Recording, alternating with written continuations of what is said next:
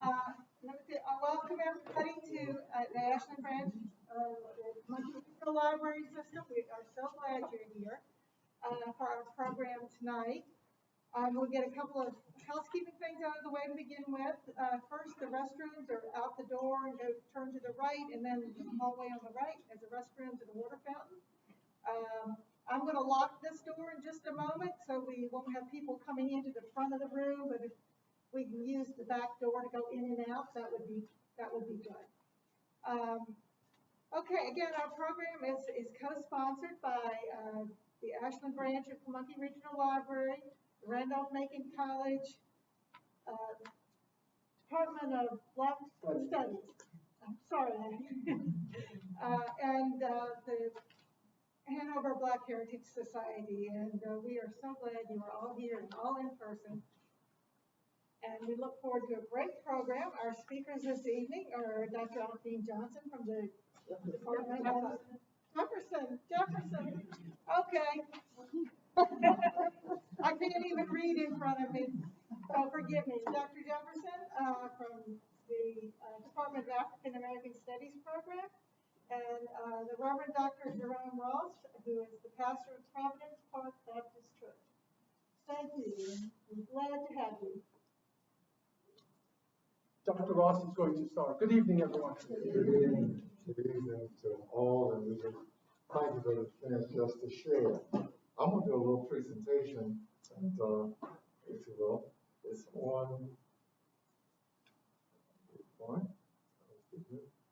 on history writing for congregations. And so Dr. Jefferson will come behind and clean up all that I have on this. And so we did this presentation, I don't know, maybe 15 or so years ago, and had a chance just to put some things together. So I have a little PowerPoint presentation that I'll talk through. Hopefully, I'm going to try to pace myself, so maybe 15 minutes or 20 minutes I can do this. And so this will be recorded, and if you want a copy of it, you can kind of email me, or they can get in touch with you, and I can just send you this. And so that had a different font, but I'm working with another computer, but all the other things are there. So history writing workshop for congregations. Target congregations, because that's a centerpiece for the African American community. And a lot of our history and heritage comes out of it. And so it's a nice starting place for collecting data, collecting facts. Typically, in the old tradition, and I'm no longer young, so I am. There's only one layer ahead of me, and so I'm about risen to the top. But back in the day, African Americans kept things in their Bibles. So you have the birthdays and things like this, the funerals and all. And churches were a key place for collecting data, along with funeral homes. And so we try to build on this just to do this. And numbers of churches are writing their histories. I know I wrote and filed a history for the church where I work. It's Providence Park Baptist Church. I tell persons, it's not my church, I work there. And so it's God's church. And I see a friend from my earlier years, Brother Dorman there, from Moore Street. His brother and I went to elementary school, junior high, and high school. So it's nice to see some more friends from Ashland as well, seeing me grow up back in the day. Then I'm going to push this forward. Workshop goal, a simple one, to share ways and means of preserving the history of congregations.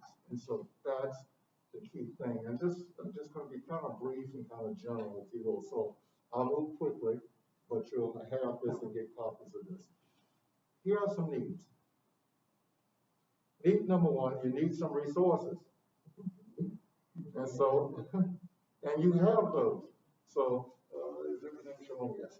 And so, artifacts, anything from furniture to equipment to pictures, that have been given to the church.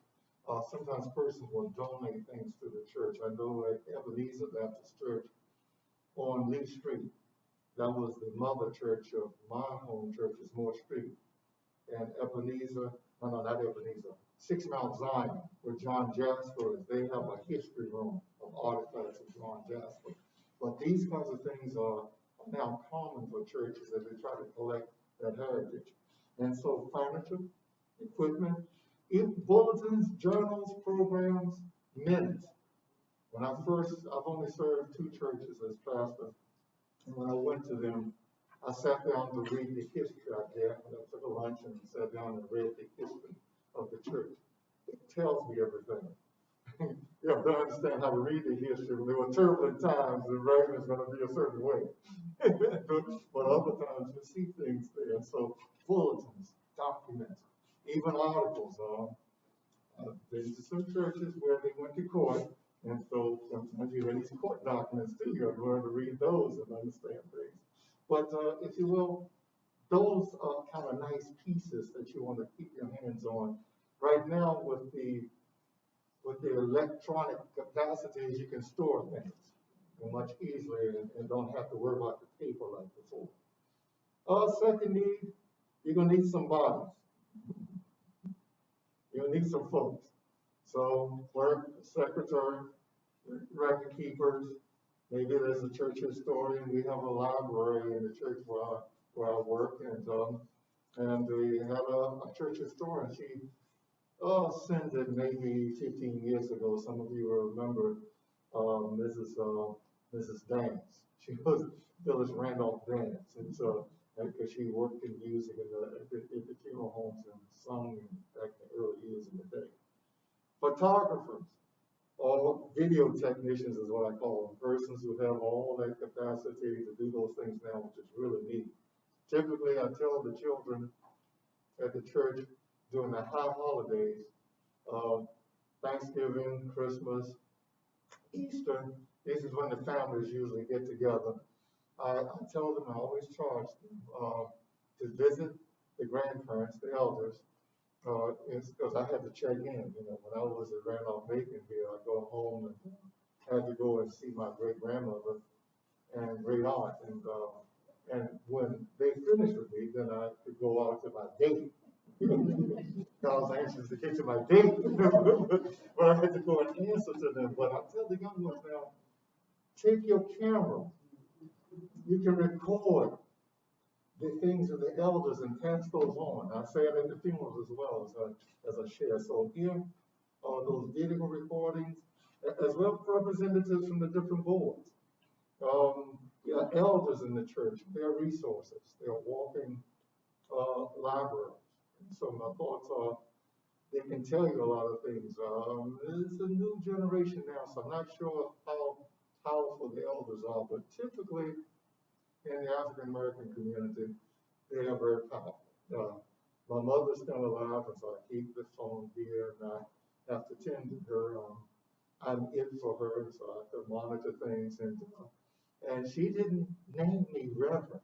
And so, I called everything but a child of God. And she talked straight to me. And so here, no matter how old I am, I'm still her baby. And so the seniors can give you a nice heads up. And so getting that bonding that's there. Let me move quickly. I have 4 steps.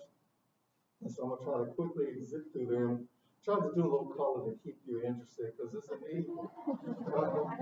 You need to select a chair, a facilitator, a general manager, somebody who can write, proficient in writing. They can't hold a pencil, and that's not going to help. I just have some little things there, some things just to keep you going. You got to think about some things, putting things together, how you're going to package this as you move along. Focusing and all. That's what that good writer or thinker is going to do. Step 2, compile data. Compile data. So you need to check and gather materials. Church files, records, minutes of the organization tell you things. One church I served, the folks have thrown the minutes away. I'm thinking, Lord, mercy. I said, no, this is your history. It's your church history. And it tells you things. Minutes kept in organizations tell you things. A lot of times we get into the rigmarole of business, but if you don't know how to do minutes, it can be a great disaster.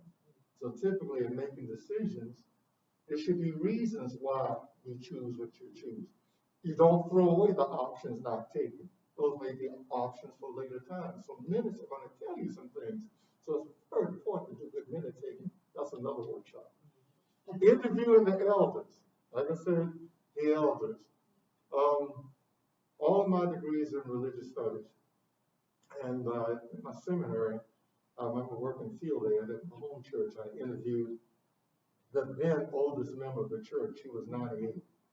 And she was one of the ladies, she said, that pulled the plow, that broke the ground for the existing Moore Street facility. Moore Street is now 1408 West Lee Street. It was on Moore Street in a soap factory. And so she was one of the pretty little girls. She had a golden yellow hair with a ball in the back, and on the wall was a picture of her brown hair in the early years. And she sat and told me the stories. I think it was Josephine Hughes. I'm sitting with her writing. The elders can do this. Catch it now while they're fresh. The thought is they may have sinned, and that history goes with them. And so they have lived it. Basic types of data, I tried to put some things here. I just try to categorize them. I am a Bible student by trade. So my area is Hebrew Bible. So I deal with documents and texts, and certainly history is a part of it. Anecdotal data, these are those assessments and testimonials that they can tell you about what happened, how to feel of things and all of this. And this, I call it statistical data. Just dates, events, and other kinds of things. You'll find them in different places, but as you put together your data, you want to have those there. I'm going to show after this, just flash through the history that I compiled. And it was from journals, previous ministers, minutes and notes, and things I sat down and did it. That was back in 2016, so I'll just show you a sample of that. These are just some basic interview questions, and so there are many more, and Dr. Jefferson or friend Alphine, this is a joy just to share and be by his side. He can get into more details of the oral history and collecting that. But I'm just thinking when, where, to whom you were born. Let me just pause. It's been about 15 at the church where I am now. This will be my 29th year. And so somewhere like 15 or so years ago, I had the elders do VCRs. You can tell how VCRs done of their story. And about 7 to 9 did it. And all of them have ascended now, but they told the story of how they came to the church. The expressions of, I remember the oldest deacon, how she was just Deacon Edwards, reaching behind the deaconesses and the deacons together, they needed some more deacons. I said, well, these ladies over there, you bring them in. I don't want to say they ain't doing anything, but they're doing great work. You bring them in. I said, some of them were wild. I said, well, you can sleep with them, you can do the Lord's work with them. And so she was just a fiery one. She told the stories, and you hear Chuck that she tell it. How did they grow up? How did they come into this area? What kinds of things did they experience and see? Something to open it up for them, if you will. Let me see. These are just some samples of things. This is how Providence Park looked. And I think this wasn't the original building. I think this was the building that was bought and brought to the site. And you can see it needs propping up on every side. So this is the old church there. And so it doesn't look like that now, but that's how it looked before 63. Maybe 63 or 64 when they built the new one. These are some of the little dollies. These pictures came out of my 25th anniversary souvenir journal. And so a lot of these kids now are grown and got kids of their own. so it didn't take long. And so these scouts, these kind of ministries, they can tell their story. On this picture is a dear friend of mine. He's a pastor, Dr. Paul Flowers, and so he is son of the church while I work, and he was the chair of the deacons, and then he moved on to ministry, and then he just moved on, and I think he's a kind of assistant dean at the time he went back to school of theology, so he's moving along his mom there and others. Just some samples. Let me see, there's another one here. Here's a charge that I wrote many years ago. These are staples.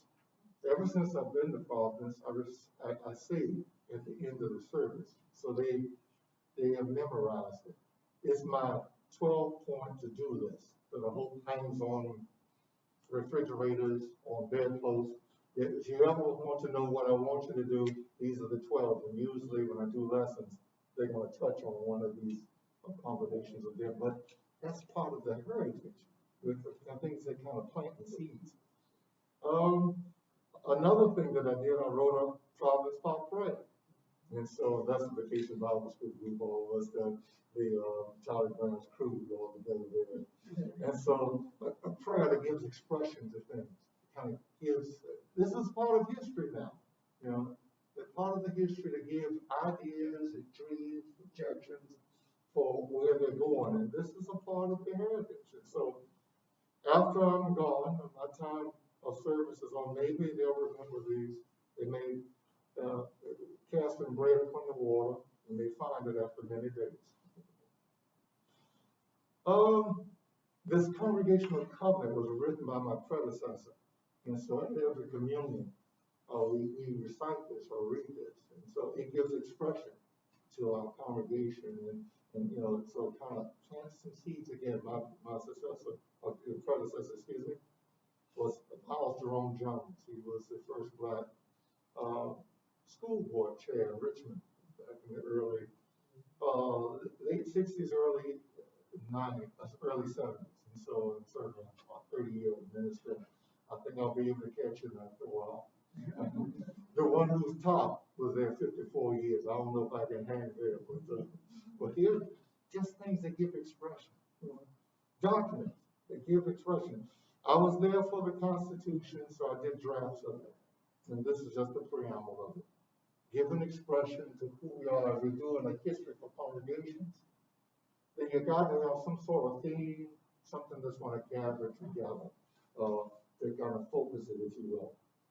Let me see, I have one. These are just some of the resources that I had. These are all the resources that I had as I was doing it. I think that's it. And so I keep that. So at this point, it's real. I've done the eulogies of over 200 folks at Providence Park, and I know where the folks sat. Babies that are dedicated, children that are baptized.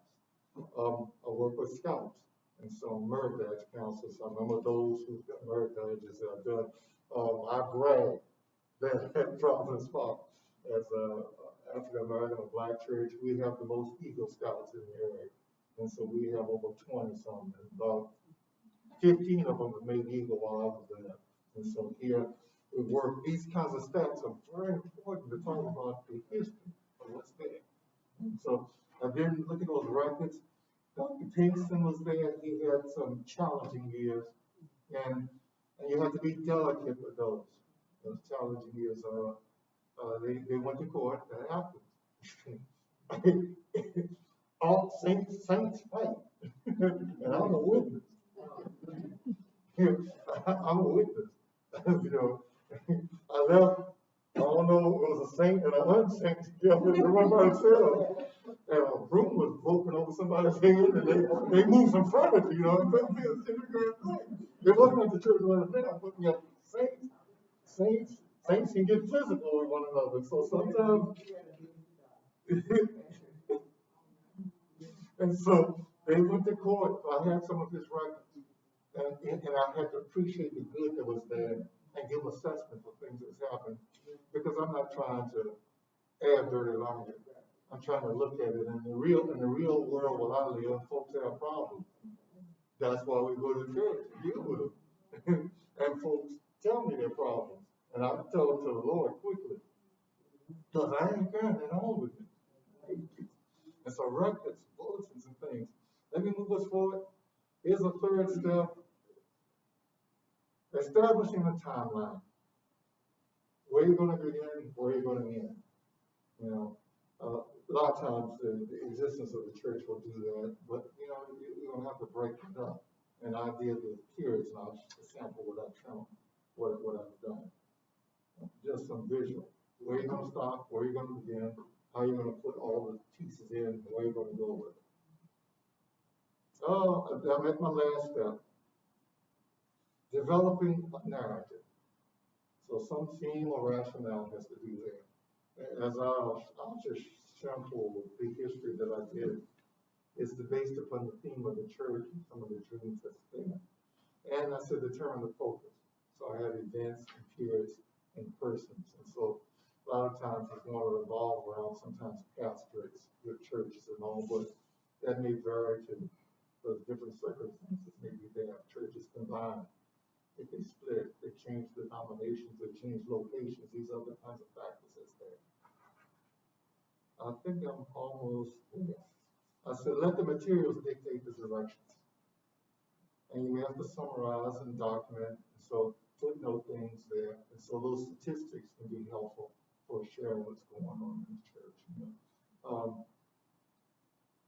This is my second home. And so when I was here in college, Shiloh kept me. And so some of the friends and ones that nurtured me at Shiloh, they have ascended now, but I remember the fond memories there. When I first came, it was my first term was DJ Wonders. Reverend Wonders was pastor. And then after a break, they called Reverend Reynolds Robinson. I remember working with him on through. And so I remember my favorite elder there was, her name was Mrs. Emily Goins. I call her Mom. And so she worked in the kitchen in the dining hall. And Lord have mercy, she could dress you up and down. And a lot of times when I come back to play ball on the break, I would stay in the house with her. And so rather than in the dorm, I got hot rolls. Laid in a feather bed. And they would wrap around. And a roll this high out of a whole wood stove. So she was just a gem, but history. And so I learned some things that I actually from her and those kinds of persons. Don't let them escape. I'm at the end there. And so look, I want to just flash this, and I'll flash a couple things and get them out the way. Let me see. This is do a full screen mode and just do some quick flashing. This was the 25th Councilor anniversary of Bulletin. That was 2018. And so I just share this because, not the meat part, but the different organizations that are there, different things that may have been said or presented in it. These things can be helpful. All the organizations, these are the deacons. The deacons, trustees. Who are your older trustees? Who are your older deacons? They can tell you some things. Who are the ones who are shocked? You know, you may want them. One of the fathers. Another, that's the ladies' choir. The first one was the inspiration choir, senior choir. This is the male chorus. These are this is the handbell choir. And ushers. In the black churches are the ushers. So the ladies auxiliary ushers, the little ushers. A lot of them are grown now. They are grown. Oh my goodness. And other little pictures in it and all of them were just handy dandy. That was the praise dancers. Let me flip another piece and I'll start. So this is, I did it in a PowerPoint mode. This is the history of Providence Park. As I compiled it. And so from 76 to 2016, things are going on in the church. We want to do something. And so I was it. And I collected some things that Mrs. Vance and others had left. But But watch how I moved through it. It was 140 years. And so I had to set that up.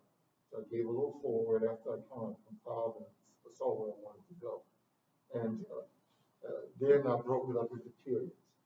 So for the earlier period, 76 to 1916, this is the earliest, like, maybe the first 9 ministers. I think I'm the 12th minister or something like I'm the 9th or the 12th minister. So this is the first year. But somewhere around 1917 or so, the longest serving minister came. It was 54 years. So that broke it up into that stretch. Then after him was a 6 or 7 year period, then a 30-year period, and then my time. So see how the periods broke down like that. And outstanding episodes. One time I heard that they needed, that the church started where it started, was in the meeting house. And generally there was somebody's living room or something, as I heard the stories of it. And it was a big house supposed to be on the corner. I learned about these kind of the older deacons would tell me this captain and where we're going. There was an episode, and I list ministers I hear on this PowerPoint kind of style. I couldn't do the footnotes like I usually. I put them down the bottom. But he introduced the longest serving pastor, John James Woodson, and he pastored several churches around the area. And so here, this episode, here's that old church that was there. It was brought there. I think it was a Methodist church. It was purchased and brought. These kinds of things are key because persons will remember them. One of the episodes that a deacon told me is that one time, this isn't bad, it was his challenge. The roof blew off the church. And the folks went to the mattresses.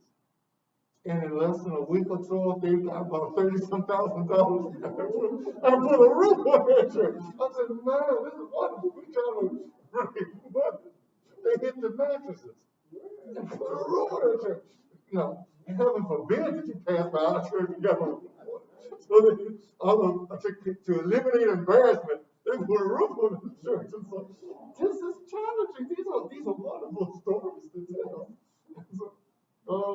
And so I try to capture the things from Woodson and what happened with him, and then different kind of episodes. Like I said, one of the episodes is when I had to deal with the turbulent years, and Dr. Kingston gave me a lot of good records and pieces.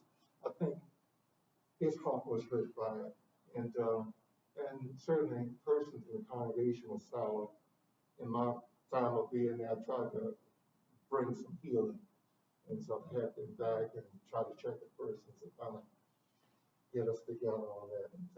And my assessment, you know, I used my soft assessment of the causes, different kinds of things there. 63 to 93 was my predecessor. And I tried to highlight all the things that is there. Here he wrote the Congregational Covenant. He did numbers of things. He brought some healing after the turbulent years. Built on that. And writing for my years, you know, I try to use the stats and the kind of themes. And so a lot of footnotes are there. So this footnote gives all the themes that we had from those years. Or I give the deacons who ordained persons in their license. I even have a large footnote that charge I wrote to explain that.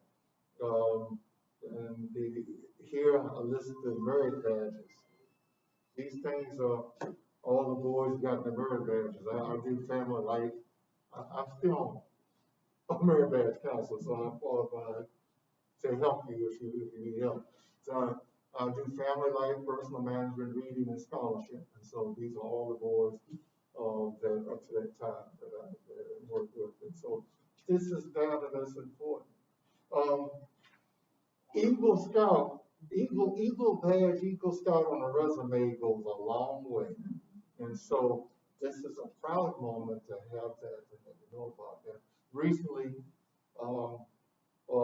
Tuskegee Airman McGee just passed. He was an Eagle Scout. And so this is very important as we move along. A lot of my scouts, Eagles, have gone into military. And that does well on that. So these kinds of things are very important. I think I'm going to just stop with that. But if you will, here, as we're just looking, just trying to just give some ideas about things as we do history writing, but the church is going to be so key for it. At least a centerpiece is going to. I know talking with my friend Alphine, and we hear some of his presentations and all. In our community, and I heard your presentation on as well, the barber shop, the beauty shop, and the church, and some of our schools are the places where our history was generated. And we learn about it, and I think we got to really capture that. You can see I don't visit the barber shop often, so and I don't have to, at this point. Well, my hair is blowing in the wind. Never did that before. So here, but these are places where the history is, and it's very important. I'm going to step aside, and I thank Alphine for letting me go first, so we can clean up anything.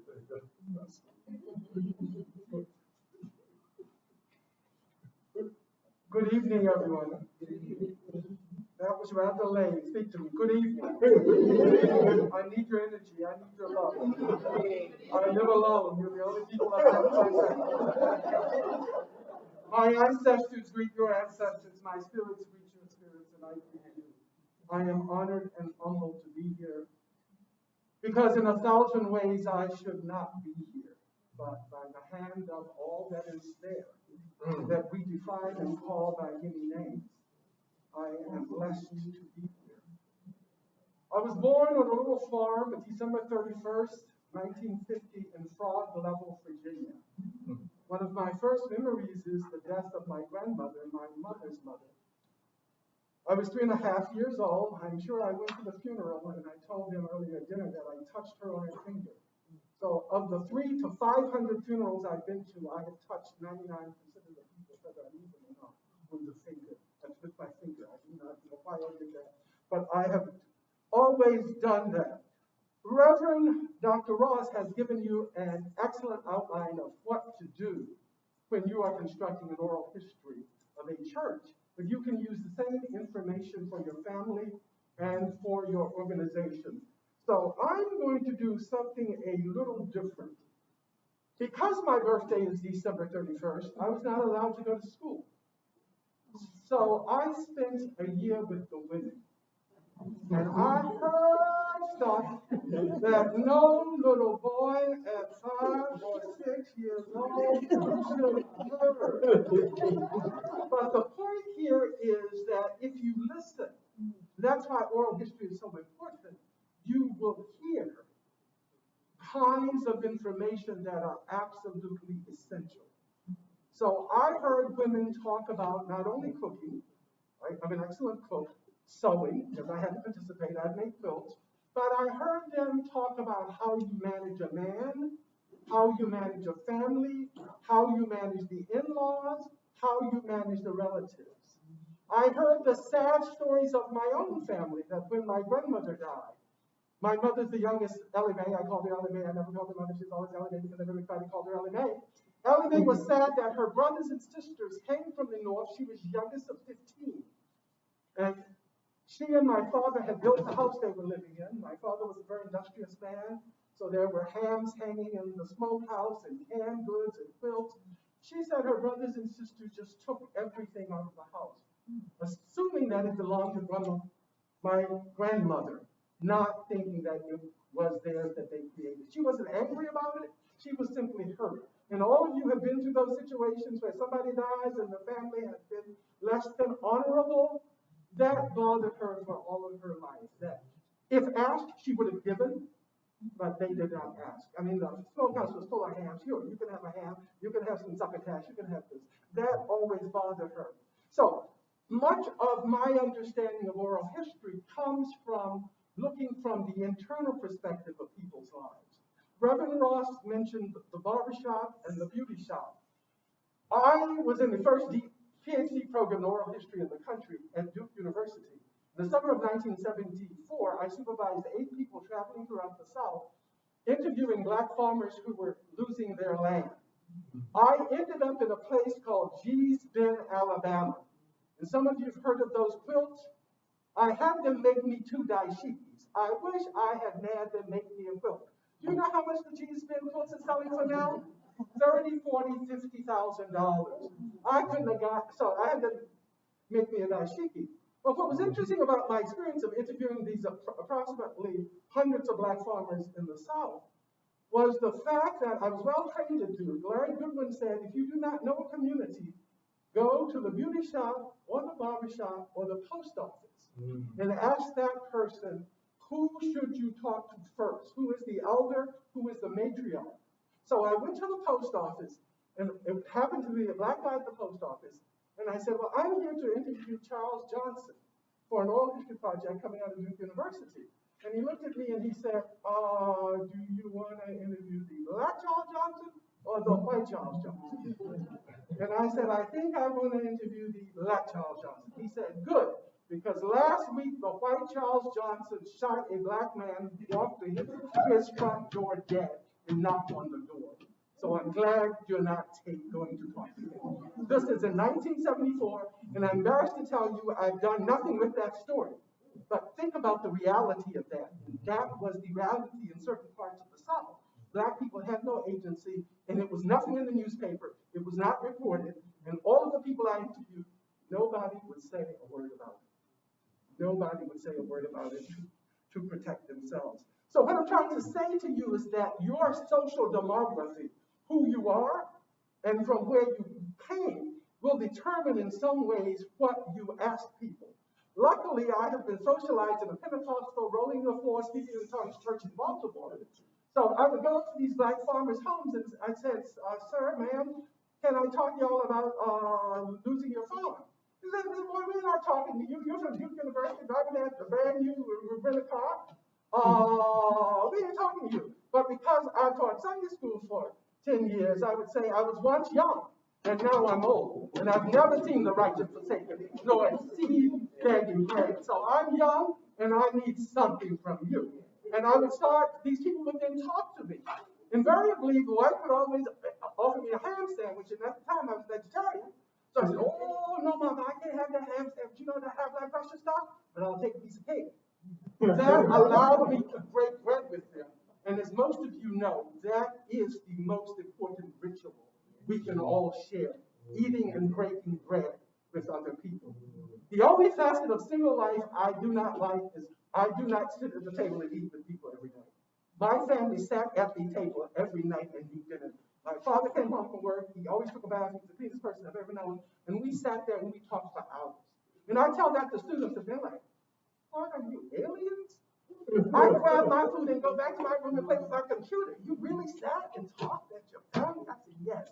That's what we did, and that's what I learned as a person, and that, to me, is what is family. That's why I think communal meals are just so absolutely important. Reverend Ross did an excellent job, and I wrote so much stuff down, I don't even know where to start. But I wanted to talk about Duke, and that oral history program, and those people there.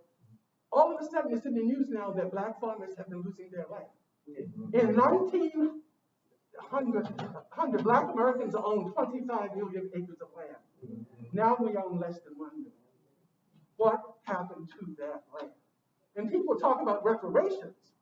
Wouldn't it not be fair to redress that and give those families back the land that has been taken from them by various people in various kinds of ways? You have my handout. I will come to your church group or anything and do the handout. But tonight the Lord wants us to do something else, okay? So just stay with me here. Just stay with me here. I want you to write down 3 names, please. Timeo Black, Timuel, B-L-A-C-K. He just died. You saw him in the news. In Chicago, people were driving around and celebrating his 102nd birthday. I was in Chicago the day he died, about 4 months ago, to interview him. I've known Mr. Black for 50 years. He was a member of the Oral History Association, of which I was president. If you want documents, forms, release agreements, go to the organization called the Oral History Association. Actually, it's on the back of the sheet. So all of the formal information is there. Timeo Black, you must look him up. I am going to be master of ceremony at a ceremony in Los Angeles next year, recognizing him. Just this phenomenal man that I have known since I started college at the University of Chicago in 1969, because my best friend, Judy Mitchell Davis, at first I didn't like her because she cursed, and I grew up in a non-cursing family. We became friends. My social baggage was like cursing people are bad. I got over that, and this woman took me to a place called Edna's Restaurant. And she told me that Timeo Black had been her teacher, and he had been an influence for her. It was Timeo Black that took Martin Luther King to Edna's Restaurant to set up his open housing campaign in Chicago, on the west side of Chicago. Edna's Restaurant, E-D in the Edna's Restaurant. The woman's name, your friend. Judy Mitchell Davis. Judy Mitchell Davis. Judy Mitchell Davis, she's 10 years older than me. She became the Honorable Judy Mitchell Davis, a judge in Chicago. Very, very controversial because rather than sending mothers to prison for stealing food out of a supermarket, she would assign them to go get their GED. She would give them prescriptive, proscriptive, positive work.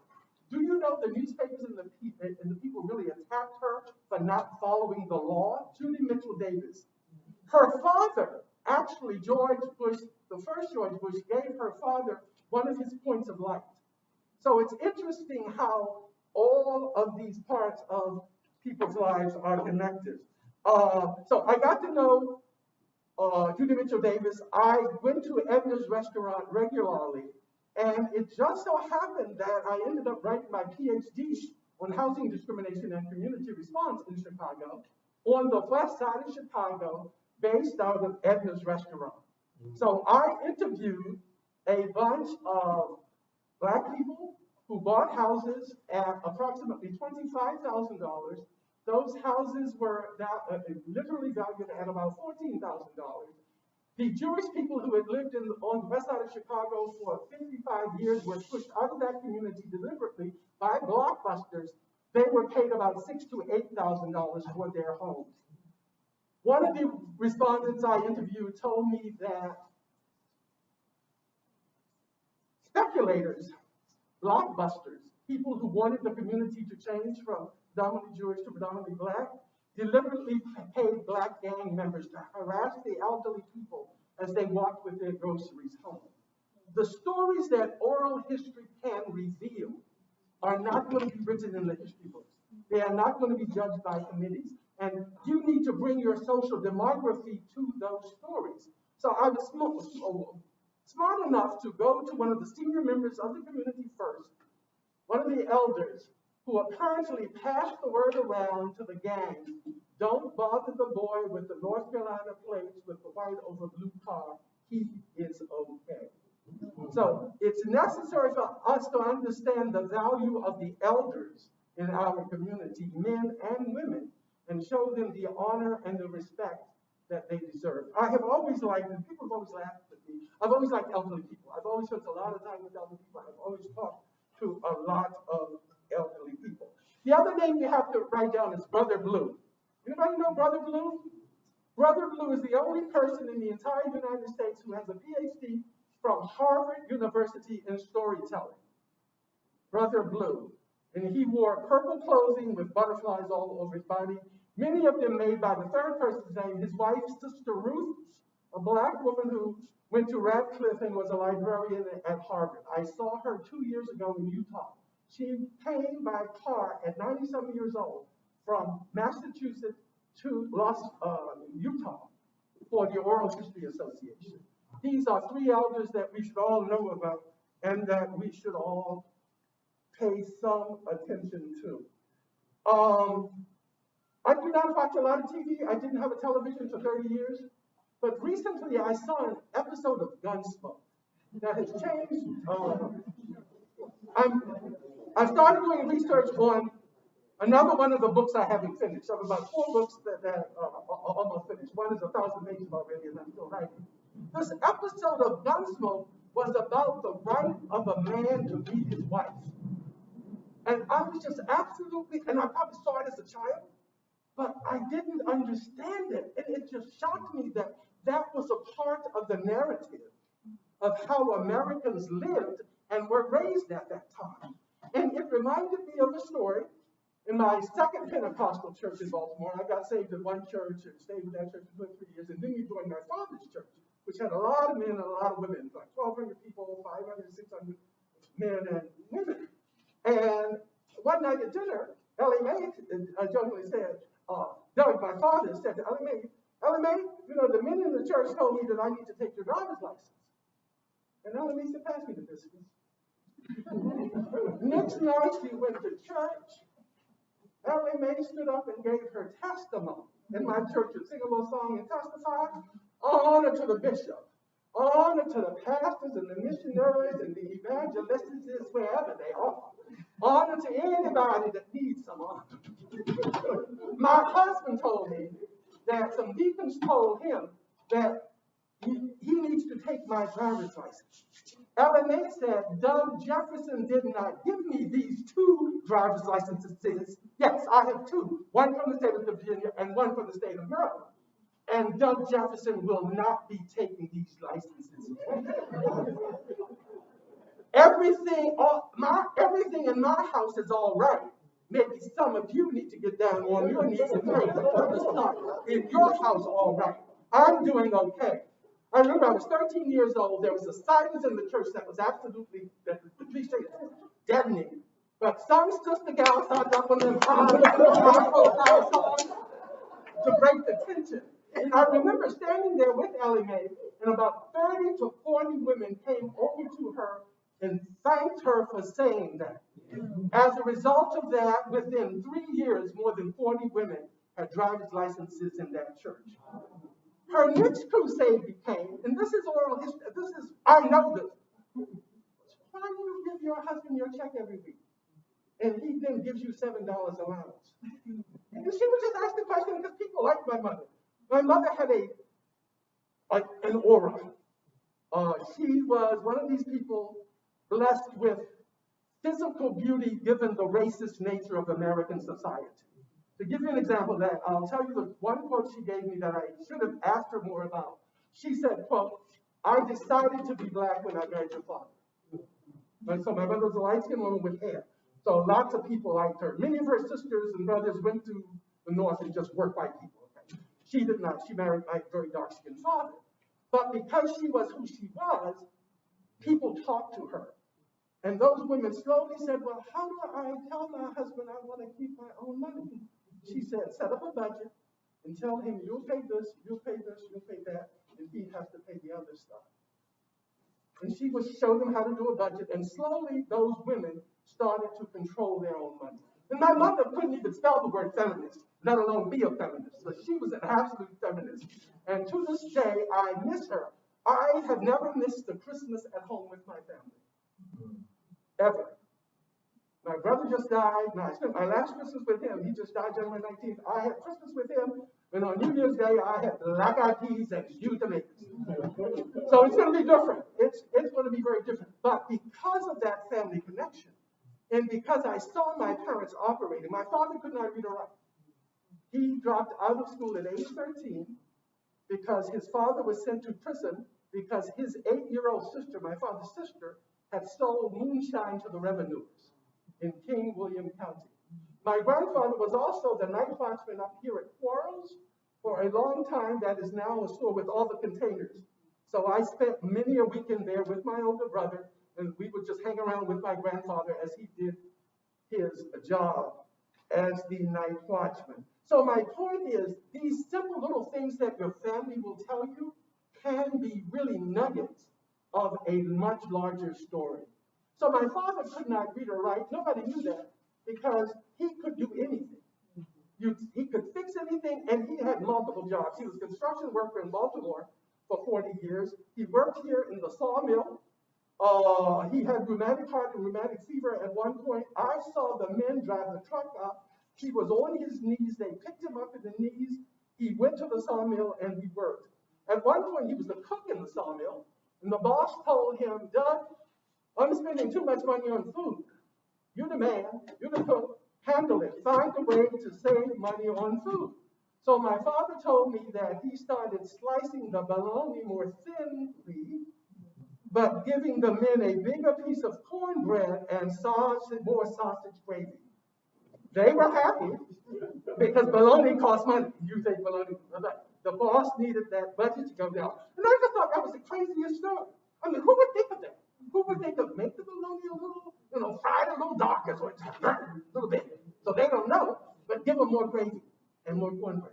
He told me that story. He was very proud of them, of that fact. So I grew up with these parents. My parents were married to each other for 68 years. Sometimes I question whether or not they should have ever been together, but it's all another story. Because many people experience me as an aggressive, dominant, verbal person. Out of the 6 people with whom I grew up, I am nothing. Absolutely nothing. They all ate me up like I was nothing. I'm the middle of 5 children, older sister, older brother, me, younger sister, younger brother. My oldest sister went to Morgan to Johns Hopkins, was an award-winning principal in Baltimore. My older brother, who just died, a merchant marine engineer, went all over the world. Luckily, he wrote me letters, so I have all of the letters he sent, kind of pictures of naked women, but I'm not going to talk about that until the beginning. My younger sister went to Tuskegee and majored in animal husbandry and was asked to join the veterinary school, but she was married and having her first child, so she didn't. And my younger brother, Hiawatha Carmichael, had 162 IQ. So I'm the least bright of my parents' 5 children, and they all reminded me of that all the time. I got a D in mathematics, and all of them could just zip like right through math. But because of that, and I just realized with my brother's death, no one ever taught me to read. I remember a time when he brought a book home called 7 in 1 Glow. Said, I hate this book, and threw it down. I picked it up and read it.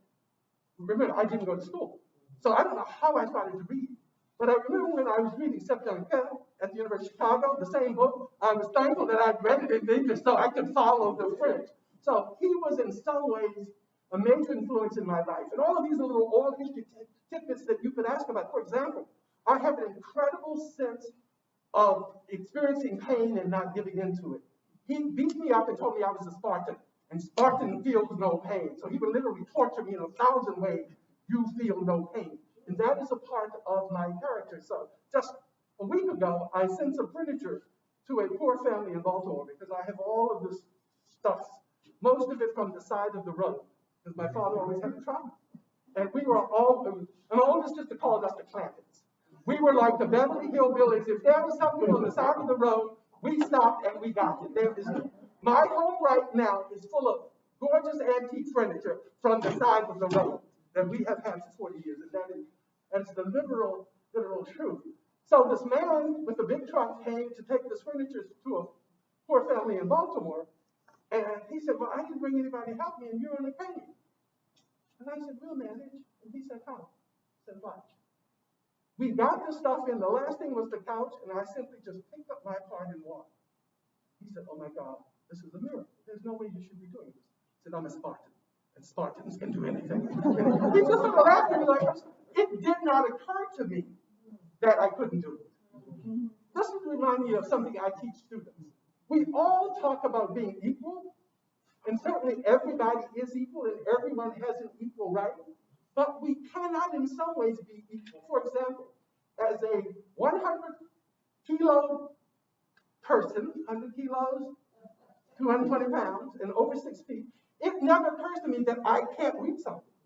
So I asked the class to think about my equality compared to the equality of a 5'2" woman. I don't know about you who are tall people. How many of you have helped people get stuff off the shelf in the store?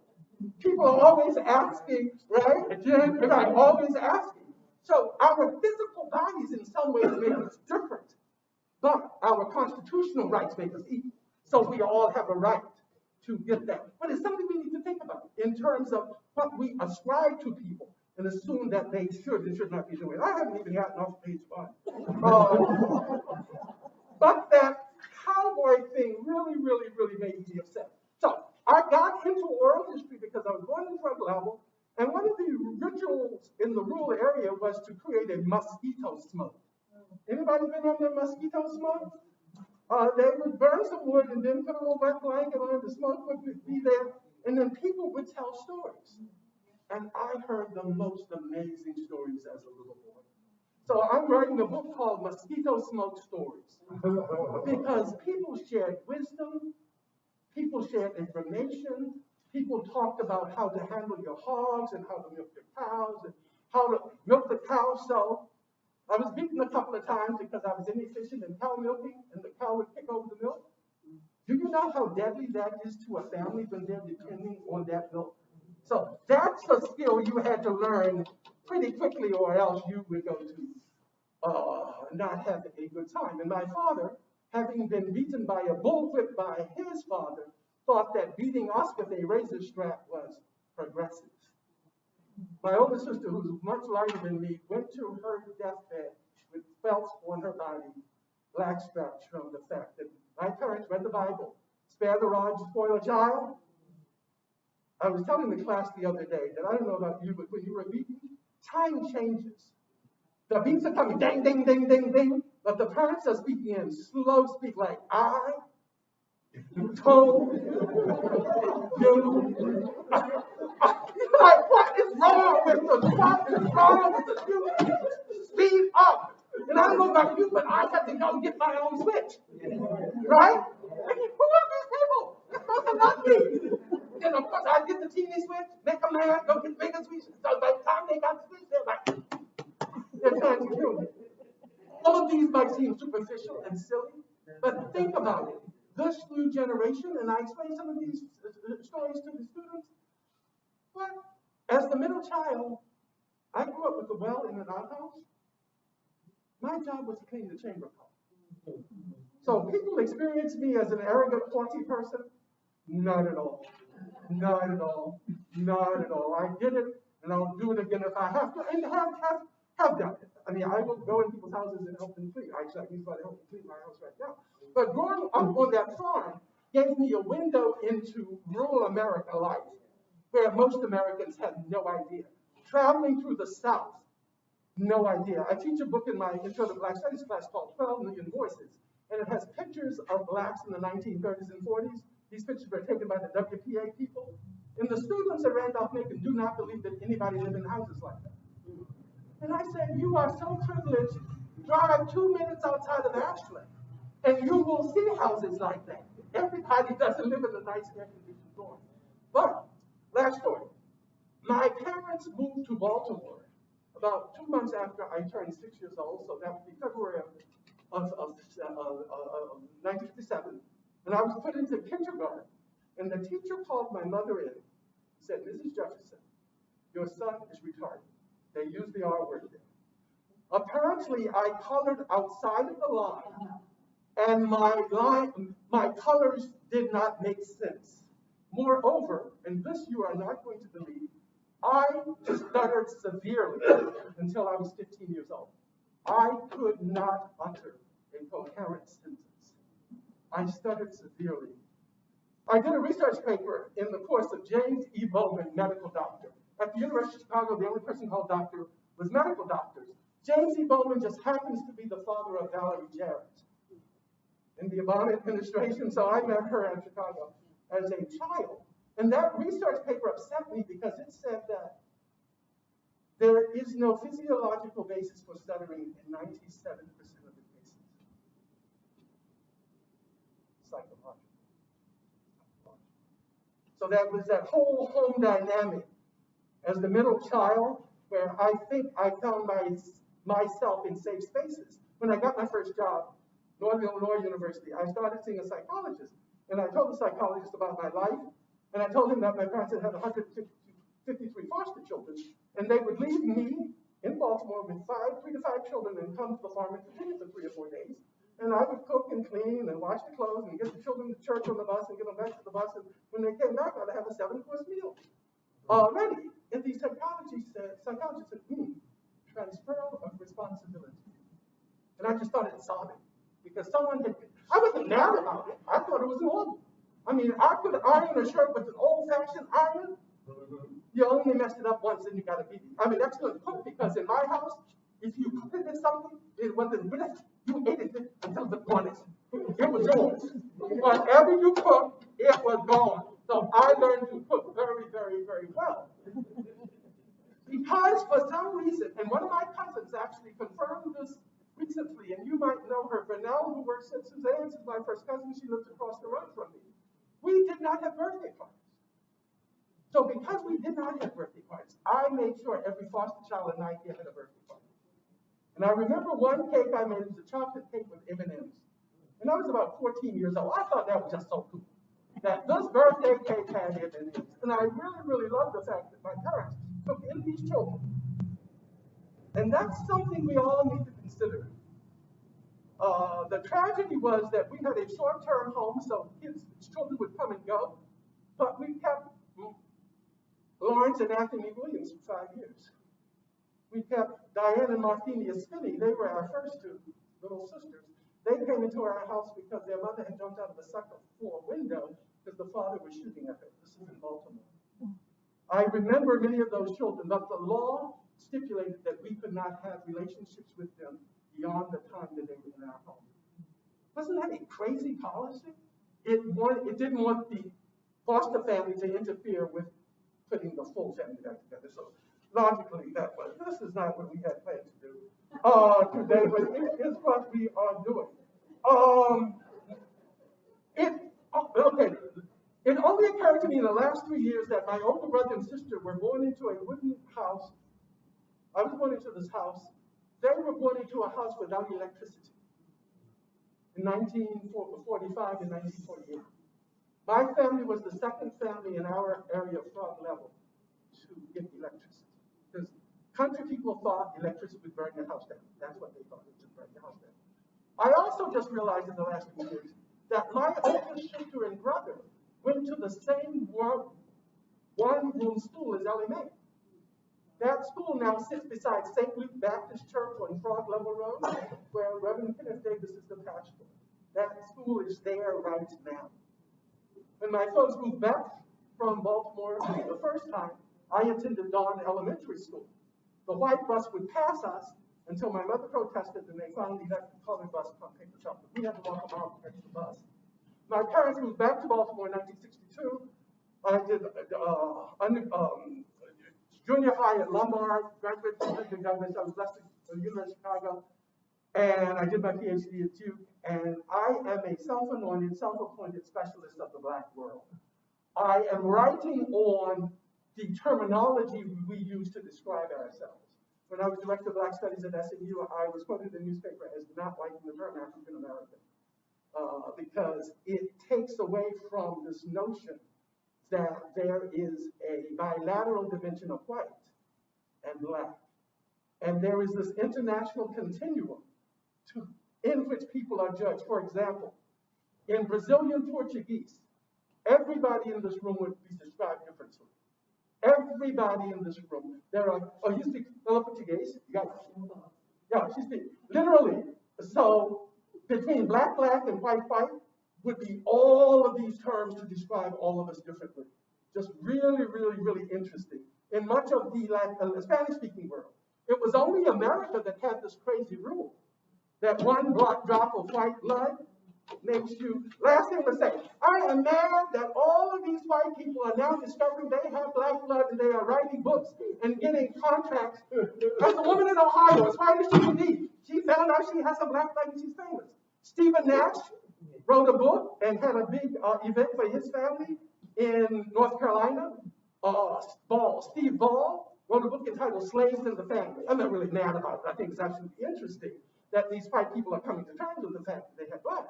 But they benefit from, Robert E. Clark, sociologist, said, quote, prejudice is a function of visibility. So how we experience people is determined by how they appear to us. We instantly make a person, about a person who is, who appears before us based on how they're dressed, how they look, how the hair, skin color, and all that stuff. My best friend of 52 years came to spend the week with me when my brother died, she was smart enough to get her own hotel room and her own car, so she said, just call me when you need me. We went to the visitation of my brother at the Cedar Brooks Funeral Home over in Port Royal. I had nothing to do with that because the woman with whom he lived planned all of that. I was told by a gossiper that some of the people there were upset that I walked into the visitation with two white women. One was my black friend Juana, who looks, well, you met Juana, who looks white sometimes, and the other, and you met her, and the other was a white woman, Debbie Odell, who worked at the college. But in this environment, me being with two white women caused problems. Seriously. In 2022, I'm grieving. I ain't thinking about nothing, okay?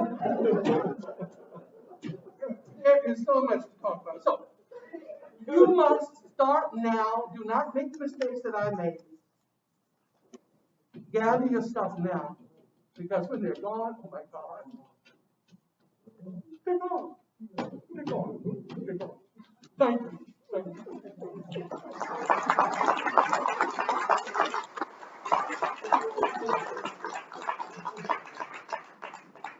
Thank you, Dr. Jefferson, Dr. Ross. That was a wonderful presentation. And I got a lot out of it. Not really. So, I'm talking about that. But it was a lot of fun. I'd like to tell you all about some of our other programs that are coming up real soon. In 2 weeks from tonight, on the 24th, we have Donald Cole will be here for a program on the African American experience on the railroad. And we got that program in the works for more than one presentation, I hope. We're working on it. So if we have more, we'll let you know. We also, Francine has asked me to mention this Untold Stories program. This is a video program that will be released on YouTube on February 27th. It's oral history of growing up in Ashland, Hanover, a black and white experience. And they've got the storytellers for this year are Terry Alexander, Leon Brooks, James N. Davis, Sandra Howard, Cornelia Raj Pretty, and Rob Stiles. That's the 27th? That's the 27th, and that will be on YouTube. So I hope you will tune into that and look for more interesting programs here at the Ashland Library. We are so glad you're here, and we'll hope to be back. Thank you. And thank you to our speakers. And again, thank you to Francine Hunter, who is